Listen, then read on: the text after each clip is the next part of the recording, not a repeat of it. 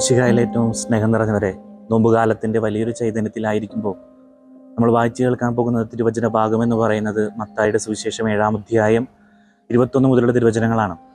ഇന്നത്തെ ഈ നോമ്പുകാലത്തിൽ നമ്മളായിരിക്കുമ്പോൾ നമുക്ക് തന്നെ അറിയാം, ഒരുപാട് സ്റ്റാറ്റസുകളൊക്കെ നമ്മൾ നോമ്പുകാലത്തുമായി ബന്ധപ്പെട്ട് നടത്തിക്കൊണ്ടിരിക്കുകയാണ്. അതുപോലെ തന്നെയാണ് വചനത്തിലും. നമ്മൾ ഈ നോമ്പുകാലത്ത് നമ്മൾ കേൾക്കുന്ന യേശുവിൻ്റേതായിട്ടുള്ള ചില സ്റ്റാറ്റസുകളുണ്ട്. ഓരോ ദിവസവും അതിൻ്റേതായിട്ടുള്ള ഉപദേശങ്ങളാണ് നമ്മൾ കേട്ടുകൊണ്ടിരിക്കുന്നത്. നമ്മൾ വായിച്ചു കേൾക്കുമ്പോൾ ഏറ്റവും ആദ്യം തുടങ്ങുന്നത് തന്നെ വലിയൊരു കാര്യത്തോടു കൂടി തന്നെയാണ്. കർത്താവെ കർത്താവെ എന്ന് എന്നോട് വിളിച്ചപേക്ഷിക്കുന്നവനല്ല, നേരെ മറിച്ച് ദൈവത്തിൻ്റെ ഹിതം നിറവേറ്റുന്നവനാണ് സ്വർഗരാജ്യത്തിൽ പ്രവേശിക്കുക. വലിയൊരു ആഹ്വാനത്തോടു കൂടിയാണ് ഇന്നത്തെ വചനഭാഗം തുടങ്ങുന്നത്. നമുക്കറിയാം, ഞാൻ കഴിഞ്ഞ തവണ ഒരു പയ്യനെ പരിചയപ്പെട്ടു. അവൻ പള്ളിയിലെ പ്രാർത്ഥനയൊക്കെ കഴിഞ്ഞ് പുറത്തേക്ക് ഇറങ്ങിയപ്പോൾ അവനിങ്ങനെ പറയുകയുണ്ടായിരുന്നു, എന്തിനാ ഇതൊക്കെ പറഞ്ഞിട്ട് ആരോടാ ഇതൊക്കെ പറയാ? അങ്ങനെ അവൻ സംസാരിച്ചു തുടങ്ങിയത്. ഞാൻ എന്ത് പറ്റിയടാ? അല്ല, കഴിഞ്ഞ പ്രാവശ്യം ധ്യാനത്തിന് പോയപ്പോൾ അവൻ ആദ്യമായിട്ടാണെന്ന് തോന്നുന്നു, അവൻ നമ്മുടെ പാഷൻ ഓഫ് ദ ക്രൈസ്റ്റ് എന്ന് പറഞ്ഞ സിനിമ കണ്ടു. അതിൻ്റെ ഭാഗങ്ങൾ നമുക്കറിയാം, ഗെത്സമേൻ തോട്ടത്തിലുള്ള തുടങ്ങി, പിന്നെ തുടർന്ന് അങ്ങോട്ടുള്ള പീഡാസഹനങ്ങളെ കുറിച്ചുള്ള ഒരു മനോഹരമായ രംഗമാണ്. ആ രംഗങ്ങളൊക്കെ കണ്ടിട്ടാണ് അവൻ പ്രാർത്ഥിക്കാനായിട്ട് പള്ളിയിൽ വരിക. പള്ളിയിൽ വന്ന് ഏറ്റവും ആദ്യം നോക്കുന്നത് കുരിശിലേക്കാണ്. ജീവിതത്തിൽ പ്രശ്നങ്ങൾ എന്തെങ്കിലുമൊക്കെ വീട്ടിൽ ചെറുതാകാം വലുതാകാം, പ്രശ്നങ്ങളൊക്കെ ആയിട്ടാണ് വന്ന് ഈശോയുടെ കുരിശിന് മുമ്പിൽ ഒന്ന് പ്രാർത്ഥിക്കാനിരിക്കുക. കർത്താവ്, പ്രശ്നങ്ങളുണ്ട്, കർത്താവ് പരീക്ഷയാണ്. നമ്മുടെ അനുദിന ജീവിതത്തിൽ നമ്മൾ പ്രാർത്ഥിക്കുന്ന പോലെ തന്നെയാണ് അവൻ വരുന്നത്.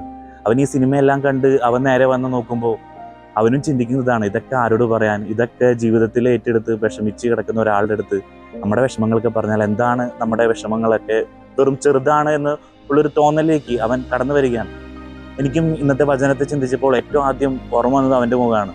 നമ്മളെല്ലാവരും പ്രാർത്ഥിക്കാനായിട്ട് ഈശോയുടെ അടുത്ത് പള്ളിയിലാകാം, കുടുംബ പ്രാർത്ഥനയാകാം, നമ്മൾ കരഞ്ഞ് പ്രാർത്ഥിക്കും. ഈശോയെ, രോഗങ്ങളാണ്, കർത്താവെ പരീക്ഷയാണ്. ചില കുട്ടികളൊക്കെ ഒന്ന് പറയും, കർത്താവെ പരീക്ഷയാണ്, ടീച്ചറൊന്ന് വരാതിരിക്കാനായിട്ട്, ക്ലാസ് ടെസ്റ്റാണ്, ടീച്ചറൊന്ന് വരാതിരിക്കാൻ പറ്റണേ. അങ്ങനെ നമ്മൾ നിസ്സാരമായ കാര്യങ്ങൾക്ക് കർത്താവെ കർത്താവെ എന്ന് എപ്പോഴും നമ്മൾ വിളിക്കും.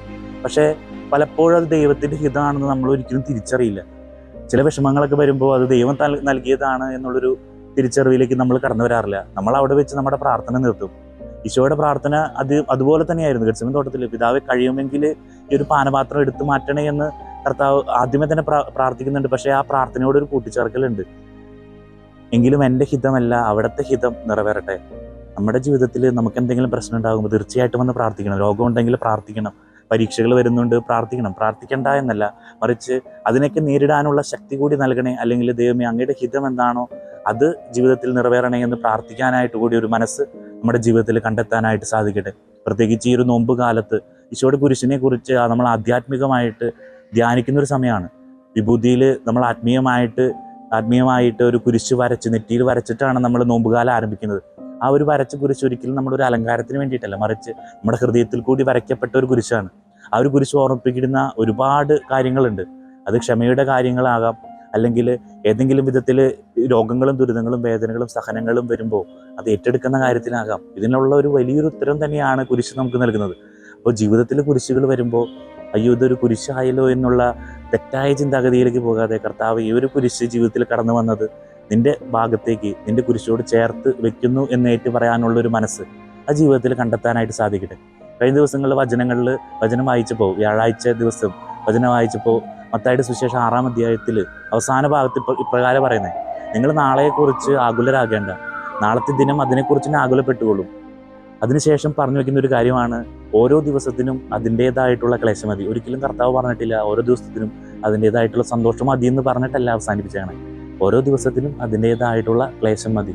അപ്പോൾ നമ്മുടെ ജീവിതത്തിൽ തീർച്ചയായിട്ടും ഈശോ അങ്ങനെ ഓരോ വചനം പറയുന്നുണ്ടെങ്കിൽ ജീവിതത്തിൽ ക്ലേശങ്ങൾ ഉണ്ടാകും എന്നുള്ളൊരു തിരിച്ചറിവോടുകൂടെ തന്നെയാകണം നമ്മുടെ അനുദിന ജീവിതം മുന്നോട്ട് പോകാൻ. ഈ ഒരു നോമ്പുകാലം അതിനുള്ളൊരു ഓർമ്മപ്പെടുത്തലാകട്ടെ എന്നാണ് ഞാൻ അതിനെ ആശംസിക്കുന്നത്.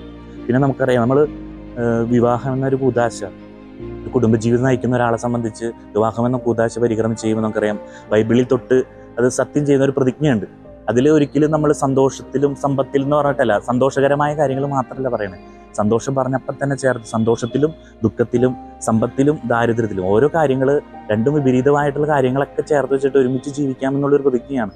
അവിടെയും സഭ ഉദ്ദേശിക്കുന്നത് ജീവിതത്തിൽ ക്ലേശങ്ങളുണ്ടാകും, സന്തോഷവും ഉണ്ടാകും. ഏതൊരു സമയത്തും ഒരുമിച്ച് ചേർന്ന് നിന്ന് ഈശോയുടെ അടുത്ത് ദൈവാശ്രയത്തിൽ ജീവിക്കാൻ സാധിക്കുന്നുണ്ടോ അവിടെയാണ് കുടുംബജീവിതത്തിൻ്റെ വിജയം എന്ന് പറയുന്നത്. നമ്മുടെ അനുദിന ജീവിതത്തിലെ നമ്മുടെ ബുദ്ധിമുട്ടുകൾ, നമ്മുടെ ദുഃഖങ്ങൾ, നമ്മുടെ സഹനങ്ങളൊക്കെ ഈശോയുടെ ഈ ഒരു കുരിശിനോട് ചേർത്ത് വെക്കാനായിട്ട് സാധിക്കട്ടെ. ഈ ഒരു നോമ്പുകാലം എന്ന് പറയുന്നത് നമ്മുടെ ഒരു വെട്ടിയൊരുക്കലിൻ്റെ കാലഘട്ടമാകട്ടെ. നമ്മൾ വെട്ടിയൊരുക്കൽ എന്ന് പറയുന്നത് നമുക്കറിയാം, ചില പുല്ലുകളൊക്കെ നമ്മൾ നല്ല ഭംഗിയിൽ വെട്ടിയൊരുക്കുമ്പോഴാണ് അതിനൊരു മനോഹാരിത കിട്ടുക. അല്ലെങ്കിൽ നമുക്കറിയാം, തേക്കൊക്കെ ചില ശിഖരങ്ങളൊക്കെ അതിൻ്റെ വെട്ടി മാറ്റപ്പെടുമ്പോഴാണ് അതിന് അത്യാവശ്യം നല്ലൊരു വണ്ണം വെക്കുന്നത്, നമുക്ക് ഉപയോഗപ്രദമാകുന്നത്. അതുപോലെ തന്നെയാണ് നമ്മുടെ ജീവിതത്തിൽ ചെറിയ ചെറിയ വെട്ടിയൊരുക്കലുകൾ നടത്താനായിട്ട് ഈ ഒരു നോമ്പുകാലം സാധ്യമാകണം. അതിൽ ചില കാര്യങ്ങളൊക്കെ ഉപേക്ഷിക്കേണ്ടതെങ്കിൽ ഉപേക്ഷിക്കുക. ചില ക്ലേശങ്ങൾ വരുമ്പോൾ അത് സഹിക്കാനായിട്ട് ഏറ്റെടുക്കാൻ പറ്റുകയാണെങ്കിൽ അത് ഏറ്റെടുക്കുക. അങ്ങനെ ചെറിയ ചെറിയ കാര്യങ്ങൾ ഏറ്റെടുത്തും ഉപേക്ഷിച്ചും ഒരു ഒരുക്കപ്പെടലുകൾ ഈ ഒരു നോമ്പുകാലത്ത് ഉണ്ടാകട്ടെ എന്നാണ് ഞാനും ആശംസിക്കുന്നത്. അതിൽ പിറകിൽ ഒരു ചെറിയ സഹനമുണ്ട്, അധ്വാനമുണ്ട്, വേദനയുണ്ട്, എല്ലാം ഉണ്ട്. അതൊക്കെ ഒന്ന് ഏറ്റെടുത്ത് ദൈവത്തോട് ചേർന്ന് നിൽക്കുമ്പോഴാണ് അതിന് കൂടുതൽ ശക്തി കിട്ടുക. തീർച്ചയായിട്ടും ഇന്നത്തെ വചനം പറയുന്നുണ്ട്, വചനം പാറമേൽ ഭവനം പണിത ഒരു വ്യക്തിയെക്കുറിച്ച്. അത് കാറ്റൂതി പല പല പ്രകൃതി ക്ഷോഭങ്ങളുണ്ടായി, പക്ഷെ അത് ഉറച്ചു നിന്നു. വചനം പറയുന്ന അതാണ്, നമ്മുടെ ജീവിതത്തിൽ ഒരുപാട് പല കാര്യങ്ങൾ വരും, പക്ഷേ ഉറച്ച പാറമേൽ പണിത ഭവനം പോലെ ഉറച്ചു നിൽക്കാനും ദൈവത്തോട് ചേർന്ന് കുരിശോട് ചേർന്ന് നിൽക്കാനും ഈ ഒരു നോമ്പുകാലം സാധിക്കട്ടെ എന്ന് ആശംസിക്കുന്നു. വചനത്തിൻ്റെതായിട്ടുള്ള പ്രാർത്ഥനയോടുകൂടെ, ഉപവാസത്തോടുകൂടെ, പരിത്യാഗത്തോടുകൂടെ ഏത് കാര്യത്തെയും നേരിട്ട് മുന്നോട്ട് പോകാനായിട്ട് സാധിക്കട്ടെ എന്ന് ആശംസിക്കുന്നു. നമ്മുടെ കർത്താവ് ഈശോ മിശിഹായുടെ കൃപയും പിതാവായ ദൈവത്തിൻ്റെ സ്നേഹവും പരിശുദ്ധാത്മാവിൻ്റെ സഹവാസവും നമ്മെല്ലാവരോടും കൂടെ ഉണ്ടായിരിക്കട്ടെ, ഇപ്പോഴും എപ്പോഴും എന്നേക്കും.